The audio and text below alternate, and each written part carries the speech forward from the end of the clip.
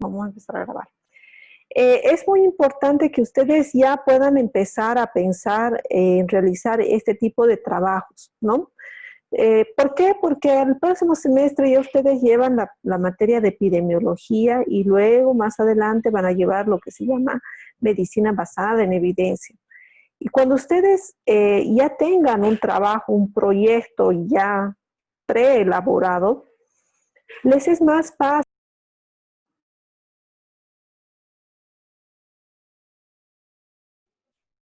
Ay, que andamos mal, el sistema se anda cayendo. Bueno, entonces les decía que cuando ya tienen el trabajo elaborado, el proyecto elaborado, cuando lo apliquen, ya en estas asignaturas van a ir como cuando uno quiere probar de hacer una receta de pay de limón, la primera vez le sale quemada, desabrida, dura, ¿no? Pero ya las siguientes veces que va a ser la misma receta, le va saliendo cada vez mejor. Y creo que ese es parte del objetivo, ¿no? Que ustedes tengan una primera experiencia para luego, cuando tengan que presentar trabajos en estas otras asignaturas, pues puedan hacerlo mucho más fácil y mucho más rápido, de tal manera que no les sea para ustedes un problema el tener que preparar todo desde cero, ¿no? Bueno, entonces, con respecto a objetivos, espero que no haya ninguna duda, porque ahora vamos a entrar con lo que sería el marco teórico. Ok, bueno, entonces, marco teórico, como hemos visto las delimitantes en el anterior ejemplo,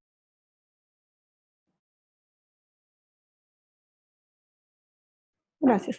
Bueno, van a disculpar, aparentemente aquí tenemos una apariencia con el tema del internet que se anda cayendo y ya varios me han escrito que también tienen el mismo inconveniente. Bueno, está grabando, entonces vamos a continuar con la grabación y en caso que no podamos, pues se los voy a mandar grabada la sesión de hoy.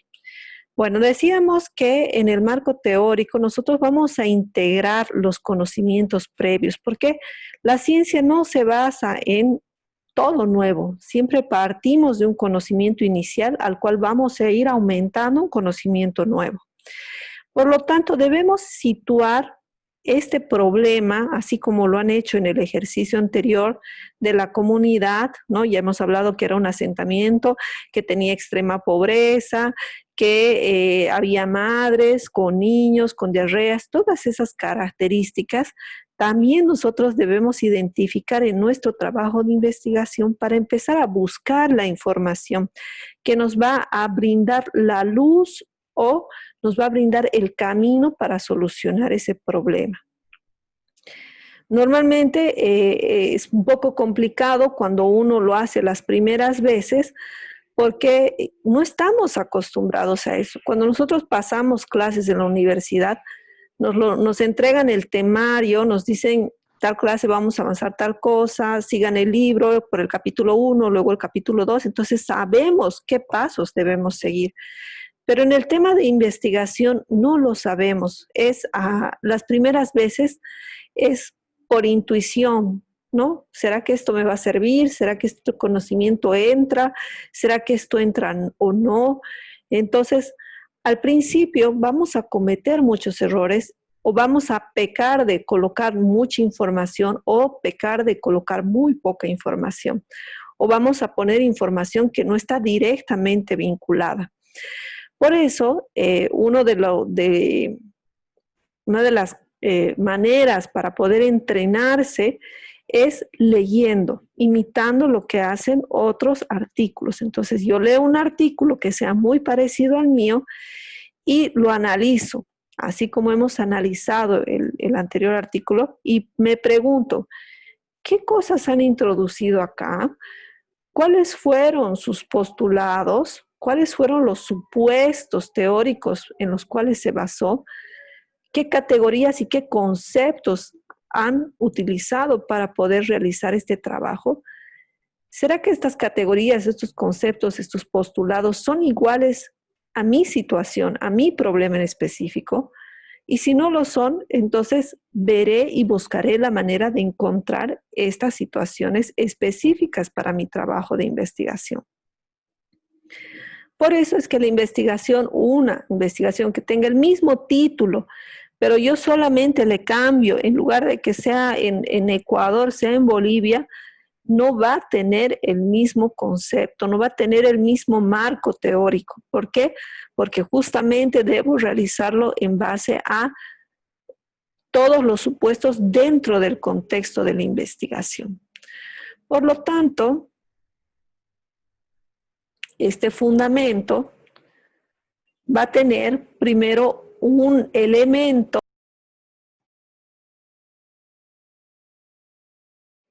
Nuevamente se cayó. Y tengo también varias que están entrando nuevamente porque se cayó también su internet. Vamos a tratar de avanzar un poquito más rápido esta parte de acá.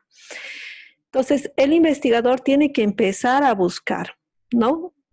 Estos conocimientos, hay algunos conocimientos que probablemente sean certeros o probablemente sean novedosos. Y nosotros tenemos que empezar a hacer un proceso de validación de datos. ¿Para qué? Para conocer cuál es la teoría vigente. A veces encontramos artículos o datos que eran muy válidos, pero eran muy válidos en 1820 y nuestro contexto ha cambiado. Por eso es importante siempre que estos tengan vigencia y que esta vigencia sea aceptada por la comunidad científica. Y en ese sentido voy a tener que leer, ¿no?, toda la información que está vigente. Si es un trabajo completamente nuevo, ¿no es cierto?, voy a tener que realizar mi marco teórico sobre el problema que se esté investigando. Voy a tener que ver cuál va a ser el soporte de estudio si es que no hay una teoría vigente. Es decir, la primera vez que se planteó las capas tectónicas o la resistencia a antimicrobianos, no había ninguna teoría vigente al respecto. Pero entonces lo hemos planteado de forma lógica, ¿no? Hemos visto ejemplos similares que ocurrían en la naturaleza o en otros lugares. También es posible sustentar nuestra investigación en base a la teoría, ¿no? A cuánta teoría exista. Si no hay ninguna, pues entonces ya no se puede probar o no se puede validar nuestro marco teórico. Es importante también validar, ver que este respaldo sea de fuentes científicas. De nada nos sirve buscar información a veces de periódicos o de libros si no podemos validar su constitución científica. ¿Ok? Ahora, pasar de esa teoría al poder estructurar y escribir es lo que nosotros llamamos una expresión metafórica. Nosotros tenemos que realizar lo que se llama el parafraseo. ¿Qué es el parafraseo? Es utilizar un lenguaje del investigador, pero que no sea el mismo lenguaje del artículo que he leído. Es decir, no es un copia ni un pegue. Es el leer, el entender, el digerirlo y el poder expresarlo de tal manera que esta idea pueda tener relación directa con mi problema y mi tema de investigación. Por eso muchos marcos teóricos no encajan. No encajan porque hacen copia y pegue de distintos lugares. Y también tenemos que entender que en el momento que vamos a escribir el marco teórico, tenemos que respetar una secuencia lógica, porque siempre digo, ¿y por dónde voy a empezar? ¿No? ¿Y por dónde empiezo? Tengo todo ya, he buscado la bibliografía, tengo 40 artículos, tengo 3 revistas y tengo 2 libros, ¿y por dónde empiezo? Bueno, lo primero que tienes que hacer, igual que en el ejemplo que hemos visto antes de las madres, ¿no es cierto? Primero hemos descrito a las madres. En este caso, nuestro marco teórico, primero vamos a describir nuestro objeto de estudio. ¿Cómo? Mediante los antecedentes. Después de que hacemos la descripción de nuestro objeto de estudio, vamos a colocar las bases teóricas de nuestra problemática. Tenemos que teorizar ese problema, tenemos que describir por qué ese es un problema, bajo qué teoría yo estoy identificando que ese es un problema. En el caso del VIH, ¿cuál será el problema? ¿No? En el caso de la diabetes mellitus, ¿cuál será el problema que yo quiero atacar? No el problema de la enfermedad, el problema que yo quiero atacar. En el tema del VIH yo quiero ver la epidemiología, entonces no voy a hablar de que el parásito o que el virus viene la célula T y no voy a hablar de nada de eso, de la parte molecular, porque mi trabajo no va a basarse en la parte molecular, sino en la parte epidemiológica. Entonces hablaré mi base teórica epidemiológica, ¿no? Luego dice, vamos a pasar por un marco conceptual o definición de términos básicos. Aquí sí yo puedo definir para esta investigación, yo voy a definir que tal cosa va a ser esto. O, por ejemplo, defino transmisión vertical a toda aquella transmisión que pase de madre a hijo por el canal de parto, por el cordón umbilical, por la transmisión de la leche o por transmisión de, no sé, de contacto de mucosas, ¿ok? Yo tengo que definir, eso es importante porque se van a dar cuenta y ya se han dado cuenta de que hay muchas definiciones, de un mismo término hay múltiples definiciones, por lo tanto yo tengo que decir de todas ellas cuál es la válida para mi investigación. Luego, en el cuarto paso, yo planteo mi hipótesis. Mi hipótesis es la posible respuesta a mi pregunta que estoy planteándome. ¿Por qué las mamás, no? La hipótesis era ¿por qué las mamás serían importantes para los procesos diarreicos de sus hijos? Entonces, mi hipótesis será que mientras menos nivel cultural, hay mayor probabilidad de tener procesos diarreicos agudos. Segunda hipótesis, las madres que viven solteras tienen mayor probabilidad de que sus hijos presenten diarreas porque no los pueden atender solos. Tercera hipótesis, las madres que viven en casas que no tienen saneamiento básico, es decir, esgoto, el alcantarillado, tiene mayor probabilidad de tener diarreas. Otra hipótesis del artículo que hemos leído, ¿no? Que era las madres prefieren dar suero fisiológico a sus hijos, suero de la vida, o tal vez juguito, o tal vez Coca-Cola, o no sé, plantéense su hipótesis. La otra hipótesis del estudio que hemos visto era, por ejemplo, que muchas madres van a utilizar antibióticos sin consultar con el médico. Otra hipótesis puede ser que consulten con el médico. Y la última hipótesis era que vayan al curandero. Fíjense, ya me he planteado yo las hipótesis y lo único que tengo que hacer en el proceso de investigación es ver si esas hipótesis son reales o son falsas. Bueno, entonces el marco teórico, este marco referencial siempre va a ser obligatorio. Me va a dar una idea más amplia, me va a ayudar a comprender de forma mejor el problema. Pero no solamente eso, sino ver cómo se integran los conocimientos. En el caso, cómo se integraba el nivel de conocimiento de la madre con la diarrea, cómo se integraba este nivel de conocimiento de la madre versus la casa en la que vive, o si utiliza o no utiliza antibióticos. Por ahí las mujeres que tienen mayor conocimiento requieren y utilizan antibióticos porque creen que saben mucho más sobre los antibióticos por su nivel de conocimiento, ¿no? Entonces, esa parte de integrar los conocimientos es importante. También tienen que entender que al igual que nosotros, no conocemos esa población de Ica, Perú. No sabemos qué pasa ahí, nunca hemos visitado el lugar. Por lo tanto, también debemos describir cuál es la realidad en la cual se emplaza esa problemática. Porque yo no voy a esperar que la persona que esté leyendo mi artículo o mi trabajo de investigación conozca el mundo entero y cada uno de sus rincones. No lo va a hacer. Yo tengo que decirle y darle un contexto de por qué ese es un problema.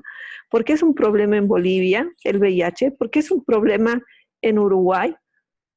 ¿Por qué tiene relación con la tuberculosis y en otras partes del mundo no existe esa relación? ¿Me entienden? Tienen que ustedes establecer al lector cuál es el contexto, aquello que él no puede ver, pero que es necesario que entienda para poder comprender mi trabajo. Bueno, entonces, este marco teórico, para que tenga un respaldo, siempre debe venir al lado de su bibliografía, ¿ya? Además, yo debo delimitar, voy a decir hasta tal punto voy a avanzar y no voy a describir cosas, por ejemplo, en el caso de las mujeres con diarrea, no se ocuparon de saber el origen de la diarrea, si era viral, bacteriano o parasitario, no, ellos solamente se dedicaron a describir el conocimiento de las madres. Entonces, eso es importante también para delimitar el problema, ¿no? Aquí esto también prácticamente son las funciones que lo hemos dicho en general. Según Sampieri, lo que nos va a ayudar es justamente a prevenir estos errores, a orientar cómo debe realizarse, a tener una visión más amplia, a establecer hipótesis reales y verdaderas. También me va a ayudar a tal vez identificar, dijo, no, este tema que he escogido no está tan interesante como este otro trabajo de investigación. Entonces me va a ayudar a inspirar nuevas líneas de investigación. Y pues me va a ayudar también a interpretar los resultados del estudio. Son dos etapas, ¿no? Como les había dicho. La primera que es la revisión, donde yo busco los temas. Y la segunda, que es la fase heurística también llamada, es donde yo empiezo a emplazar toda esa información, a descargarla, a digerirla y a transmitirla en un escrito, donde yo ya voy a tener todo el constructo. Bueno, ahora vamos parte por parte. Espero que no se, tenemos todavía 20 minutos. En la parte de antecedentes, yo me tengo que preguntar qué información previa tengo, ¿no? ¿Para qué? Para poder ver completamente el problema. Esto no quiere decir que todo el antecedente que yo haya encontrado, que pueden ser 400 hojas escritas, yo las voy a poner en mi trabajo de investigación. No. Me pueden servir tal vez a mí, pero no es necesario que tal vez no es útil para el lector. Entonces yo debo seleccionar correctamente esa información. Siempre, siempre me va a ayudar un estudio anterior que tenga características similares. Por eso les dije que si ustedes hacen este trabajo en metodología y después al siguiente semestre lo vuelven a mejorar y a pulir para epidemiología, ustedes ya van a haber ganado un mundo, porque ya han ganado la experiencia con esto, ya saben cuáles son las cosas buenas, las cosas malas, los problemas, las dificultades, etcétera, y al siguiente no lo van a volver a cometer, ¿no? Dependiendo de la forma del artículo, ¿no? O del trabajo que voy a presentar, si es una tesis tendré que poner los antecedentes completos, si es una tesina también, pero si ya yo voy a poner un informe, un artículo científico, pues entonces voy a regirme sobre las normas que me están exigiendo, ¿no? Aquí también me dice, me permite enjuiciar e interpretar la investigación y en general va a servir como una síntesis de conceptos que le va a dar al lector que no sabe nada sobre el tema una introducción muy rápida, muy puntual hacia lo que es. Es decir, imagínense que los invitan a ustedes a participar de una cirugía, una resección de colon chagásico. Cuando ustedes entren a la cirugía, no les van a dar 3 horas de teoría de cirugía, 2 horas de teoría sobre los tipos de hilos del CAT-CUT, los reabsorbibles, no los reabsorbibles, los sintéticos, los naturales, y después les van a dar toda la fisiopatología del Chagas y de dónde viene y el tripanosoma y cuáles son los hospederos. No, van a ir puntual. De lo muy general, les van a decir, bueno, vamos a atender a un paciente que tiene Chagas. ¿Sabes lo que es Chagas? No, bueno, Chagas es una enfermedad que se contagia por la picadura de un bichito, ¿no es cierto?, del barbeiro, del famoso de la vinchuca, y pues, si eso no es detectado en los primeros estadios, pasa de forma silenciosa hasta que hay daños en el corazón, se agranda, crece, hay daños en el esófago, crece también, podemos tener una hepatomegalia, crece el hígado, pero en este caso nosotros vamos a trabajar con un paciente el cual mató todo el peristaltismo del intestino y ahora como no se mueve ese intestino, ha acumulado una cantidad de masa fecal enorme, tan grande que tiene el estómago que se le va a reventar y pues tenemos que retirar todo eso porque el intestino ya ha necrosado. Ok, fíjense, no he tenido que hablar sobre nada más que lo más importante para que cuando ustedes ingresen ya sepan, ¿no?, a qué se van a tener. Es muy fácil el realizarlo cuando yo tengo mucho conocimiento del tema. Es más difícil cuando ustedes recién están explorando el tema. Por eso es que les va a costar en un principio la parte de la redacción y la selección de información. Pero entonces, uno de los tips que nosotros utilizamos para evitar esta repetición de datos o el aumentar demasiada información o desenfocar nuestro estudio, es entregarle a alguien que no sepa nada, que lo lea para que luego esa persona que no sepa nada, me lo explique en términos sencillos, ¿no? Yo le doy a leer a alguien que tenga, bueno, un cierto nivel académico y le digo, bueno, ¿qué has entendido? No qué te parece, porque si le preguntamos qué te parece, sí, me parece bien. No, le tenemos que preguntar, ¿qué has entendido? Se nos dirá, no, pues es que he entendido esto y he entendido esto. No, te estás equivocando. Yo no quise decir eso, yo quiero decir esto. No, lo que pasa es que yo entendí así, porque en este párrafo tú pusiste esto, ¿me entienden? Entonces, es importante hacer ese trabajito. Bueno, por lo tanto, vamos a adelantar un poquito. Los antecedentes siempre tienen que estar relacionados con el problema. Cada párrafo tiene que tener dentro de su corazón el problema en sí. En las tesis podemos hacer una ampliación muy grande, pero depende mucho. En los artículos no podemos hacerlo, tenemos un límite de palabras y un límite de extensión. No toda publicación puede ser un antecedente, tenemos que seleccionar bien, pero sí toda publicación científica puede ser considerada como un antecedente. Y los aportes, siempre hay que reconocer todo lo que vaya a aportar a nuestra investigación, debemos reconocerlo con la cita bibliográfica, ¿ya? Tenemos que aprender a ubicar dónde vamos a encontrar esa investigación, conocer cuáles son los sitios web de la información. Creo que les he pasado ahí en la plataforma, lo voy a volver a revisar, un link de cómo seleccionar los mejores sitios de investigación, ¿no? Y si no, se los voy a pasar en un artículo científico. Tenemos que aprender a enjuiciar, decir, ¿este artículo realmente vale la pena o no vale la pena?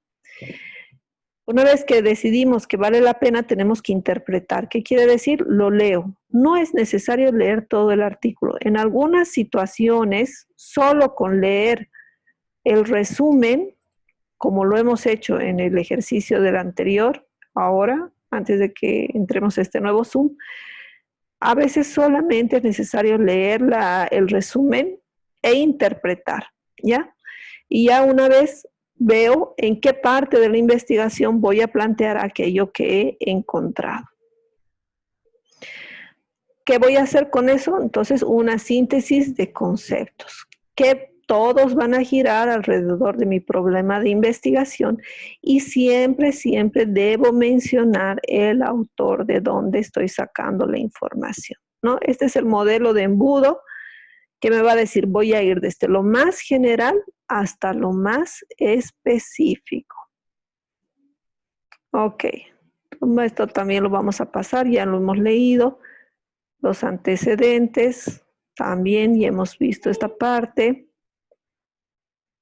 Cómo seleccionamos, cómo se relacionan con las variables. Normalmente para buscar los artículos debo yo conocer cuáles son las variables que voy a analizar. Por ejemplo, en el ejemplo que hemos visto, podría buscar yo para entender un poquito mejor cómo se relacionan las diarreas y el nivel socioeconómico, cómo se relacionan las diarreas y el tratamiento que las personas pueden tomar, ¿no? Entonces, eso es importante. Esto del criterio geoespacial ya hemos hablado. Tal vez aquí decir que primero vamos a tratar de buscar artículos que sean lo más relacionados al lugar. Es decir, si encontramos un artículo en el mismo lugar, excelente. Pero si no encontramos en ese lugar, vamos a ir a un espacio más grande. Por ejemplo, si no encontramos el artículo en el mercado, donde su compañera quiere hacer el tema de las diarreas, entonces buscaremos un ámbito más grande. ¿Qué tal todo Santa Cruz? Y si no encontramos un artículo en todo Santa Cruz, pues vayámonos a otro lado, a algún mercado, pero dentro de Bolivia. Y si no encontramos el artículo de un mercado dentro de Bolivia, pues buscaremos un mercado dentro de todo el cono sur de Sudamérica, que las características son más o menos similares. Y si aún así no encuentro ningún artículo, pues ya puedo irme a otro ámbito, ¿no? Puedo buscar de India, de todo lado, pero siempre voy a tratar de buscar en mi mismo espacio, bajo mis mismas características y después voy a ir a otro lado. Lo mismo con la parte temporal.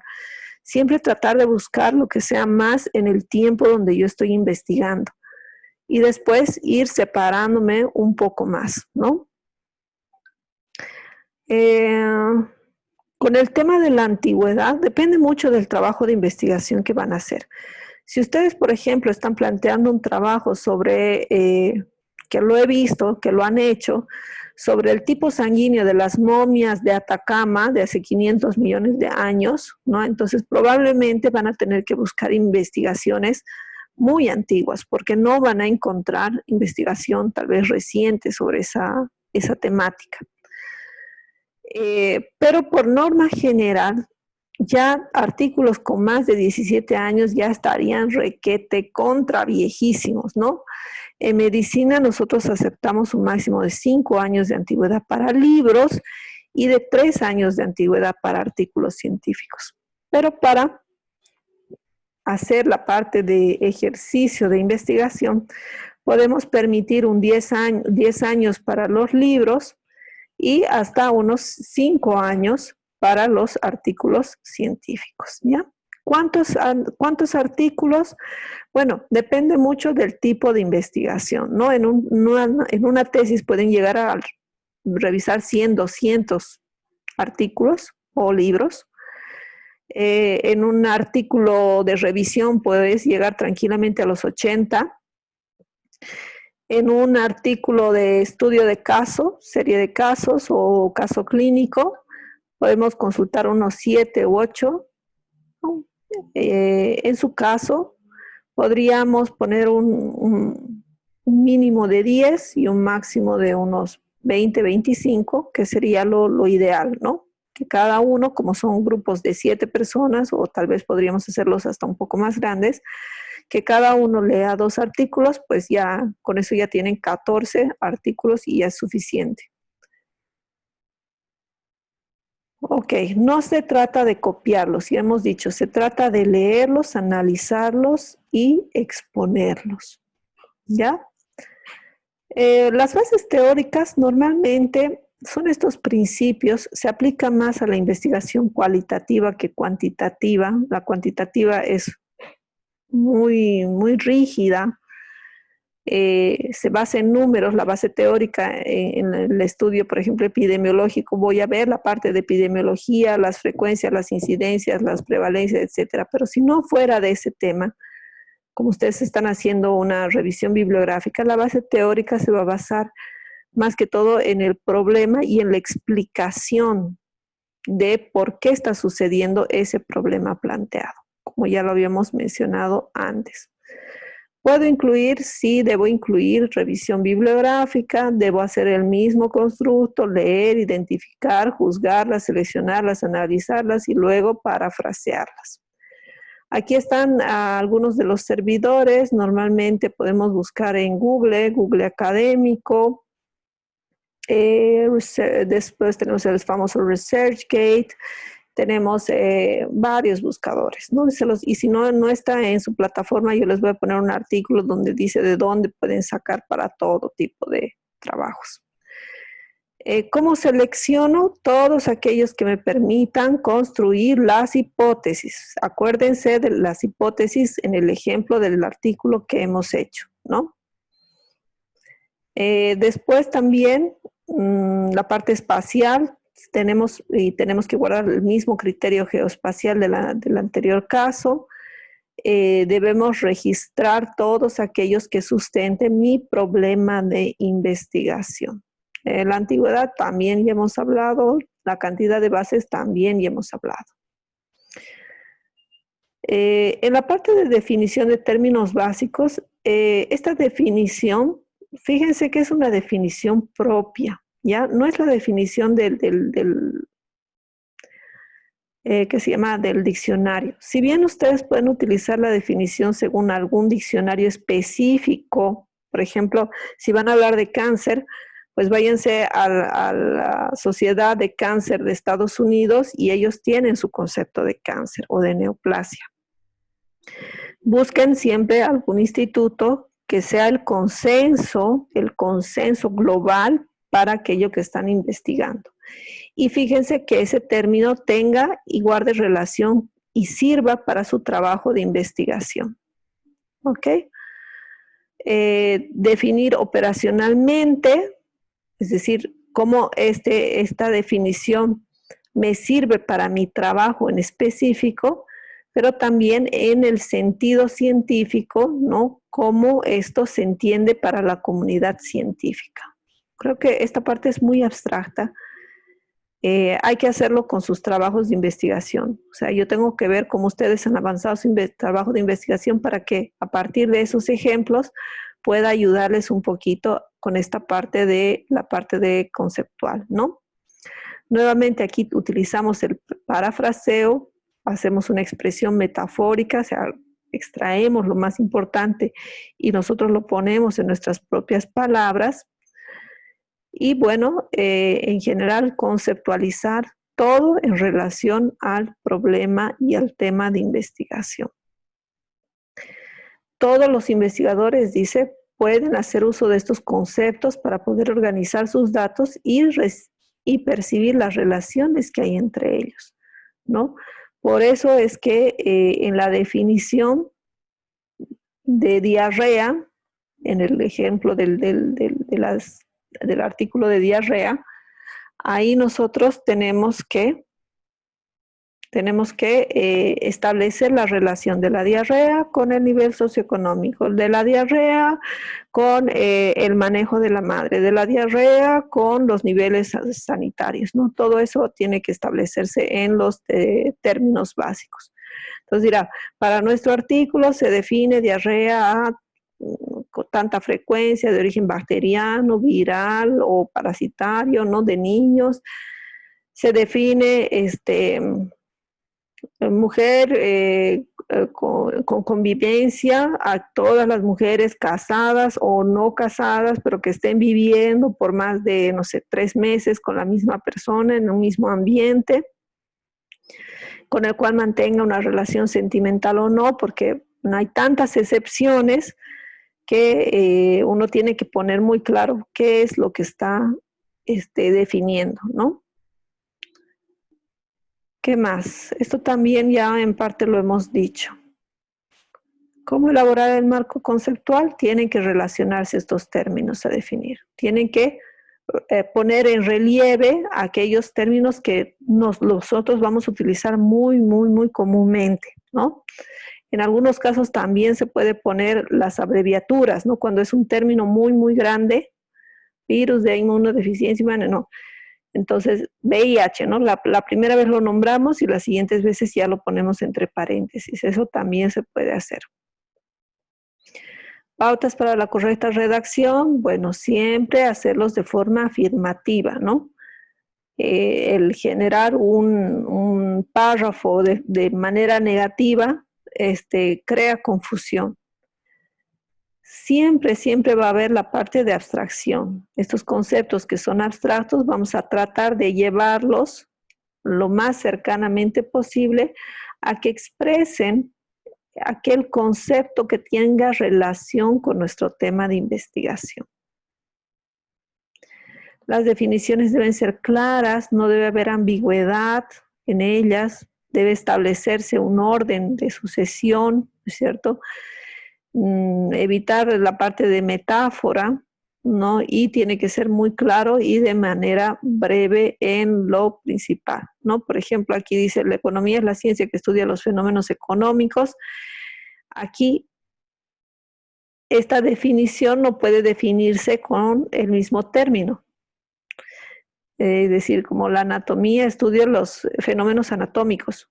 O sea, no puedo describir con la misma terminología. Yo tengo que, para ganar comprensión, tengo que especificar, ¿no? Todas las estructuras que componen el cuerpo humano, como ser huesos, músculos, etc. Entonces yo tengo que hacer ese ejercicio. Por eso es importante que otra persona lo lea. Porque yo tal vez tengo en mi cabeza muy claro lo que quiero expresar, pero tal vez la otra persona no lo está recibiendo. Bueno chicos, entonces vamos a dejarlo hasta ahí. Me pasé un poquito porque quería revisar la parte de la lista. Vamos a irnos al sistema, a ver si nos da en estos pocos minutos. Espero que no se hayan dormido. Yo sé que metodología de la investigación es pesado y lo peor es que como nuestra carga horaria es tan poquita, no hay manera de poder abarcar muchas cosas. Tenemos que avanzar, avanzar, avanzar, avanzar, avanzar, avanzar. Sí, Doctora, una pregunta. Entonces, sí, la tarea de metodología va a ser hacer ese trabajo que estábamos haciendo grupal, ¿no? Del tema sí. que cada uno eligió, Mira, ir haciendo eso. vamos a hacer lo siguiente. Voy a cortar la sesión porque se va a cortar ahora. Y van a entrar una última vez. Ay, lo juro que no quería dejarlos hasta tan tarde, pero vamos a entrar una última vez para tomar la lista y para que yo les explique cómo van a hacer la parte de la tarea. Y de ser posible, la próxima semana les voy a dejar para que hagan la tarea. Ya no vamos a tener la clase teórica, sino va a ser una clase asincrónica para que ustedes avancen, porque tienen mucho que hacer. ¿Ok? Entonces, por favor, entramos nuevamente al mismo link para que les explique qué es lo que tienen que hacer.